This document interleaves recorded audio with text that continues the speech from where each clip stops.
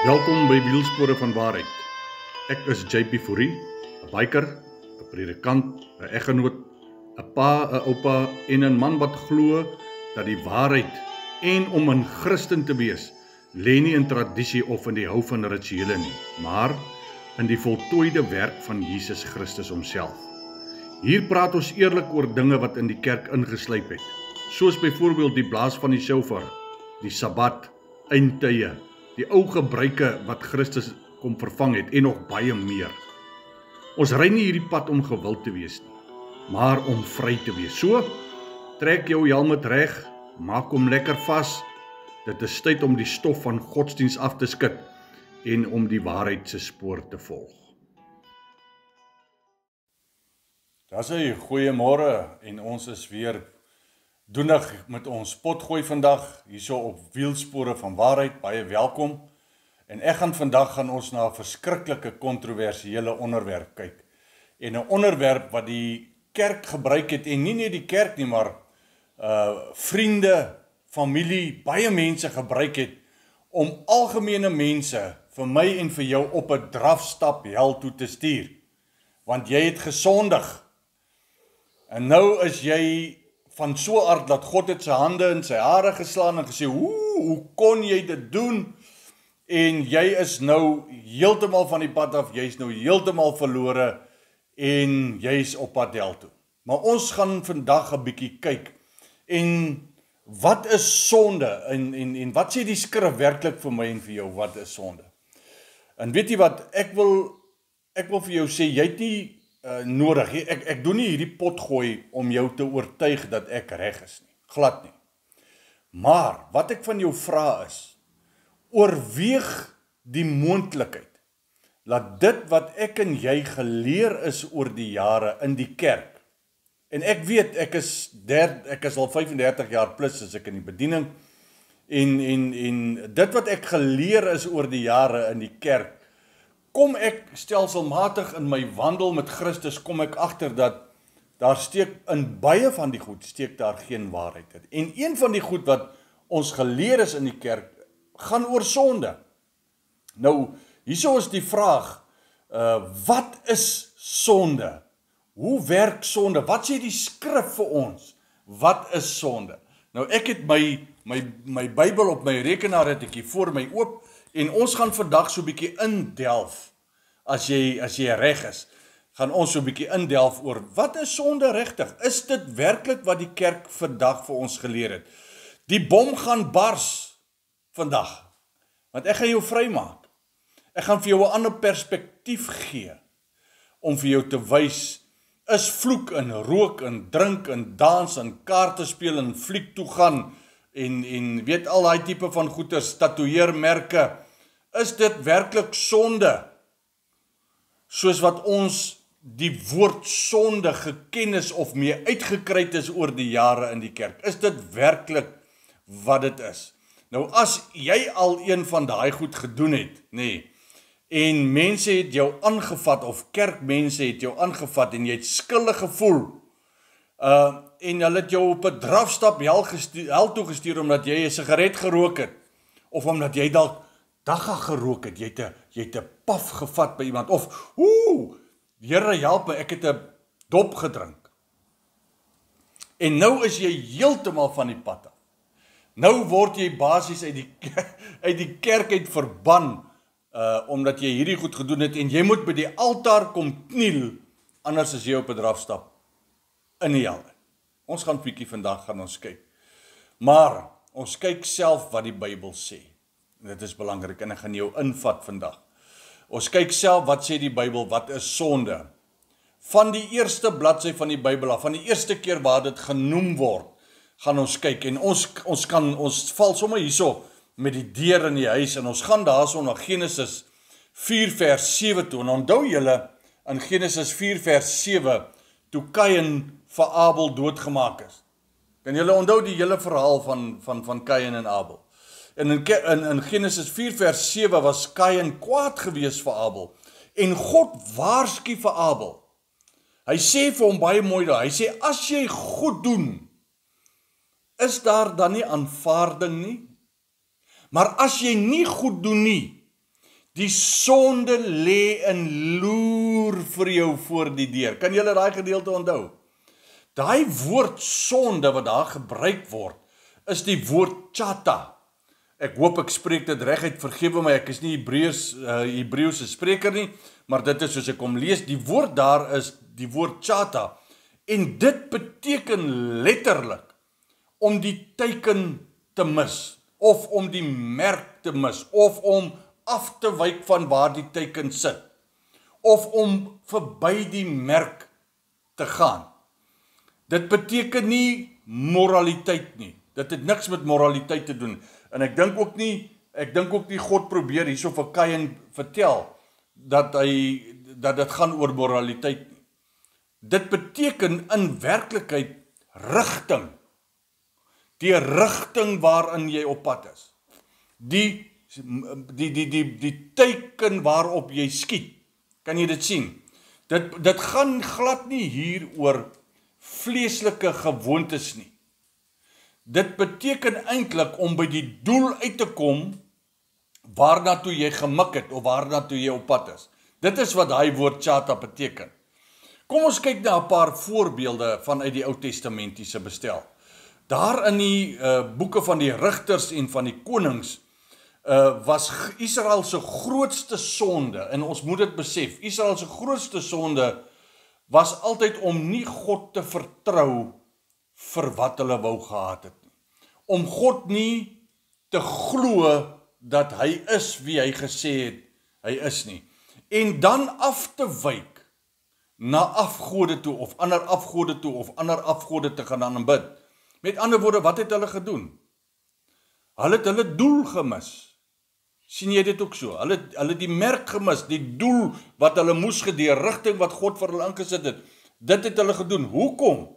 Omdat hulle na hulle vleeslikheid gekyk het, omdat hulle meer op die vlees gereageer het as op die gees, as op geloof. En ek gaan jou in die Nuwe Testament, as ons net tot daar ingaan, dan gaan ek jou ietsie wys daar. En wat probeer ek doen? Ek probeer net vir jou wys hoe ons deur misinterpretasie van die skrif heeltemal in 'n ander rigting ingevat is, en die kerk en mense in die kerk het oordeel oor ons gaan vel, omdat ons volgens die vlees 'n verkeerde ding gedoen het. Ons het gesondig en nou is ons op pad hel toe. En ek gaan jou vandag gaan ons daarin gaan en ons gaan 'n bietjie dieper daarin kyk. Kom ons kyk na Abraham.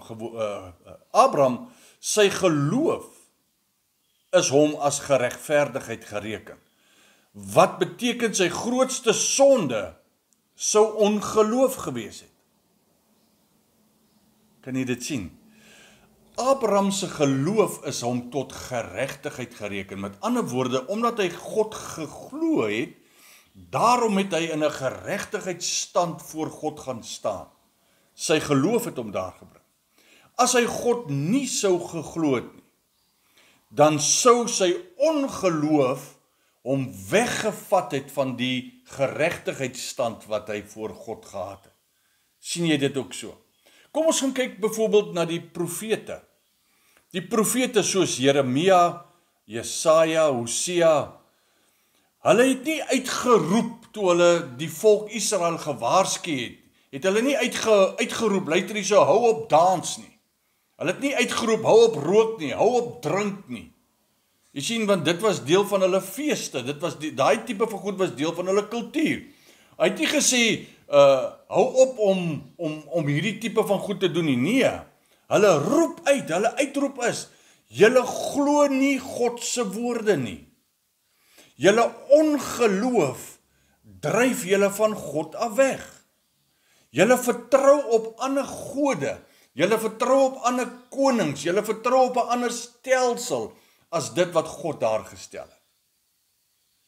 Dis baie belangrik dat ons dit sien. So wanneer ons in die Ou Testament dit kan saamvat, dan sien ons dat sonde in die Ou Testament was om God se pad en sy beloftes te misglo, as ek dit so kan stel. Met ander woorde, om die teiken te mis van dit wat God vir die volk in stoor gehad het.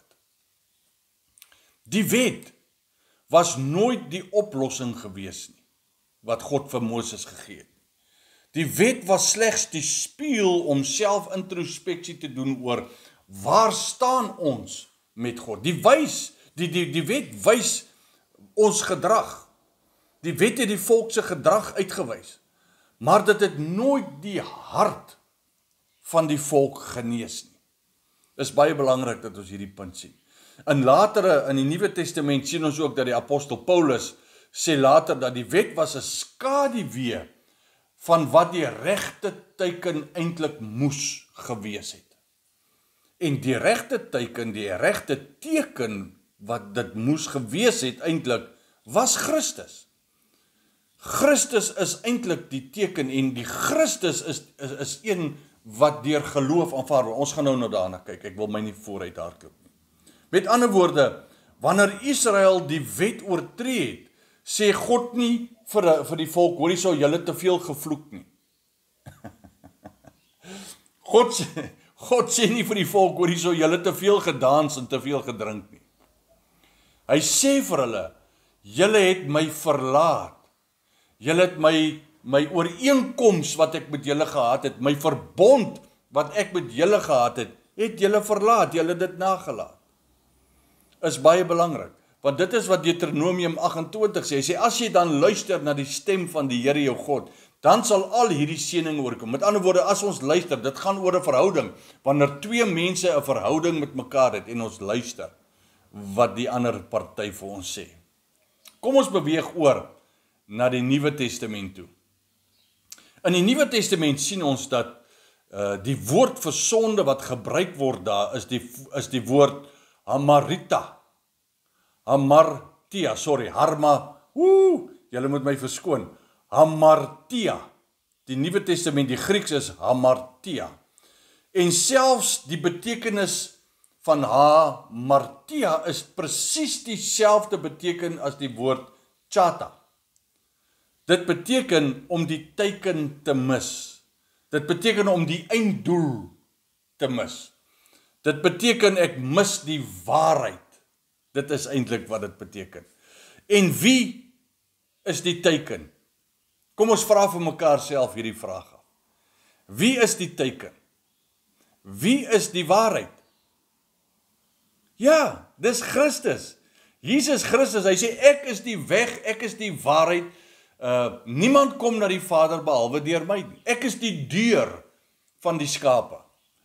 Hy is die vervulling van die wet en die profete. Hy is die vervulling van die Nuwe Testament. Hy is die vervulling van ons geregtigheid tog. Dit is baie belangrik. En dan kom Jesus daar in Johannes 16.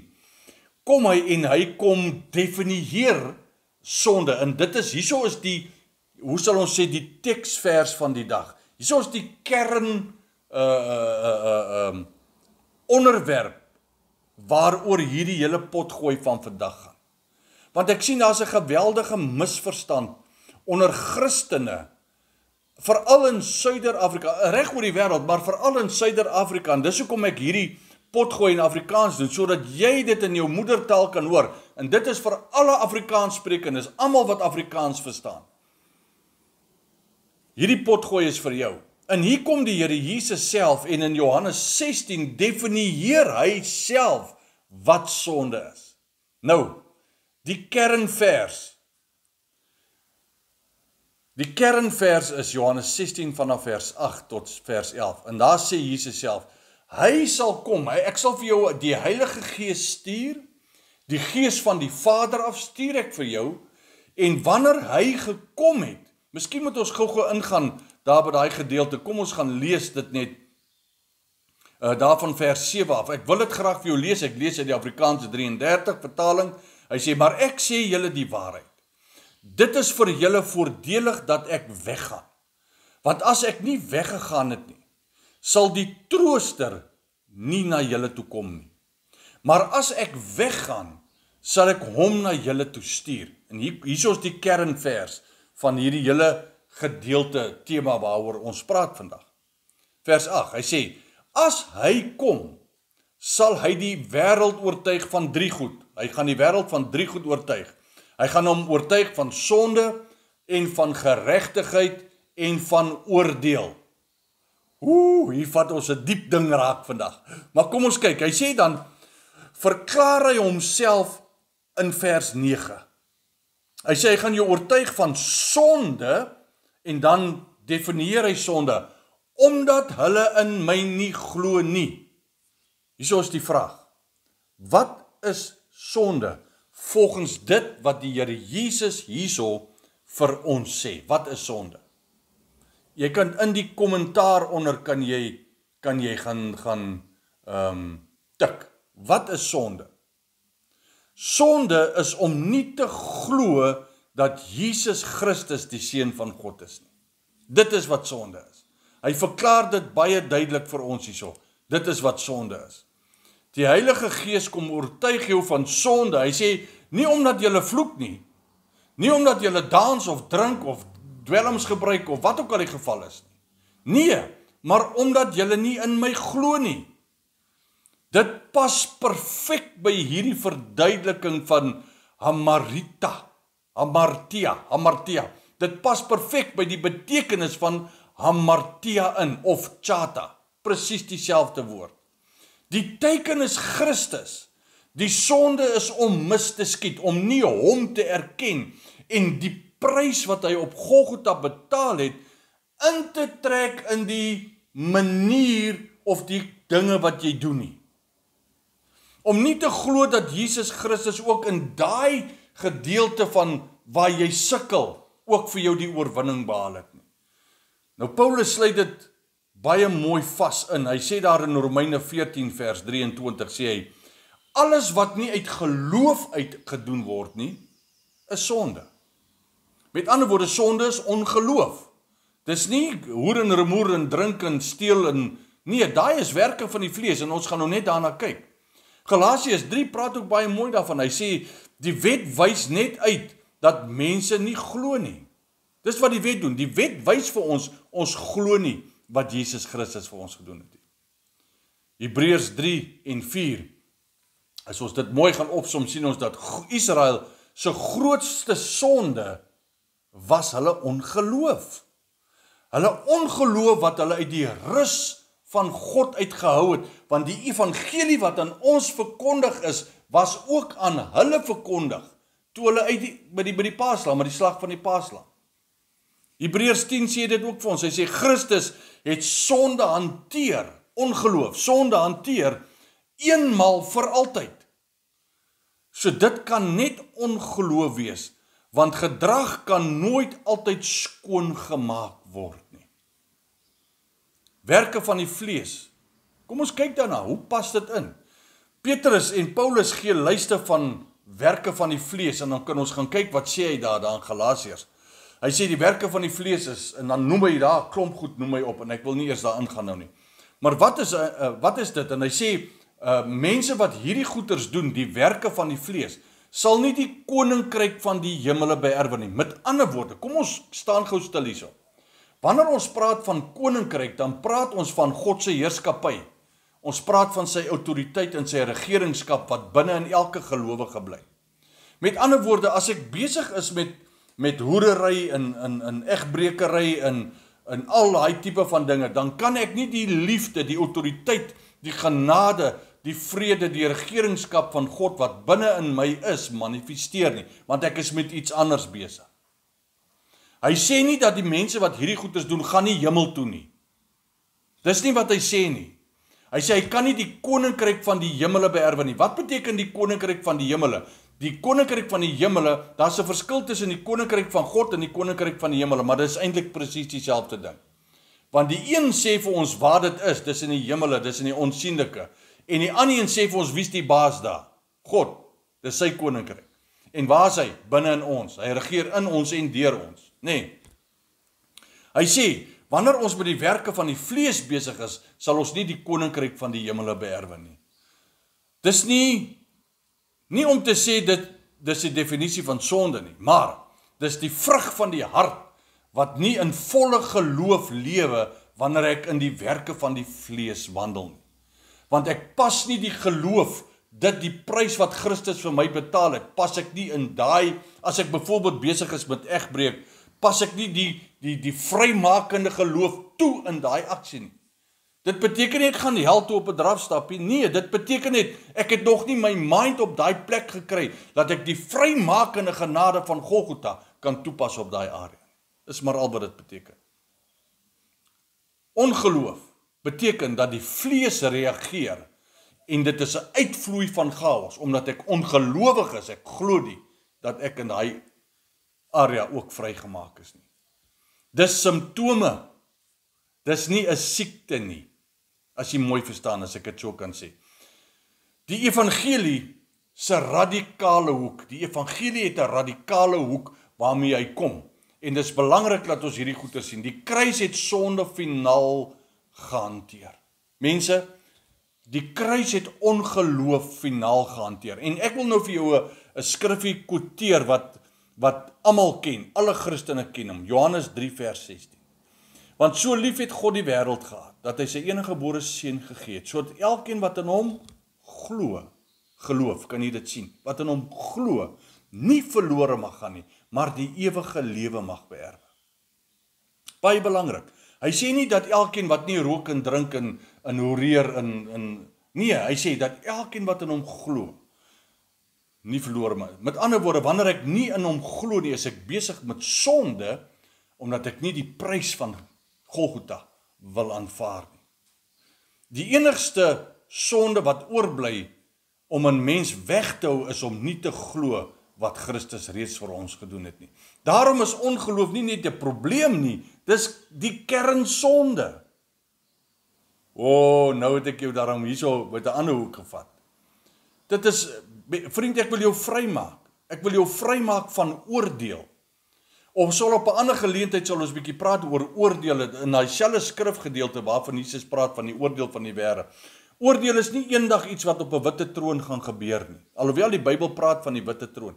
Oordeel het gebeur die dag toe Jesus Christus gesê het, dit is volbring en hy word vasgeslaan aan die kruis. Toe het hy alle oordeel op hom getrek. En hy daar die wêreld geoordeel. Kry my boekie, ek gaan hom hierso, sal ek hom vir jou opsit. My boekie oor die hout wat alles verander het. En die boekie oor Golgotha. Kry dit en lees dit gerus. Ek sal dit vir jou in 'n PDF formaat sal ek dit vir jou stuur. Nou, sonde is nie 'n gewoonte lysie nie. Dis nie iets wat ek en jy doen elke dag nie. Sonde is om die teken van Christus mis te kyk. En dit is eintlik goeie nuus. Hy het reeds die prys betaal. Hy het reeds oorwin. Hy het jou reeds vrygemaak. Geloof maak jou oë oop vir hierdie teken wie Christus self is. Jesus aan die kruis, Golgotha, die grootste, die beste verhaal wat nog ooit vertel is. Geloof bring jou in die waarheid van wat hy gedoen het. Vriend, hierdie is net 'n kort opsomming. Bietjie in diepte ingaan om te kyk wat is sonde, waar kom dit vandaan, wat is die betekenis? 'n Kort opsomming en 'n kort samevatting van wat sonde is. En onthou nou, wanneer mense weer met jou praat oor sonde, van jy mag nie dit en jy mag nie dat nie. Onthou, sonde is ongeloof, om nie Jesus Christus aan te neem, en te glo dat hy ook vir jou in alle fasette van jou lewe vrygemaak het nie. Hoopelik het jy vry geword vandag, en sê vir my, laat weet vir my, waarvanaf kyk jy, los my 'n kommentaar onder, en dan kyk ons, sien mekaar weer op die volgende Wielspore van Waarheid potgooi. Tot dan, tot ziens.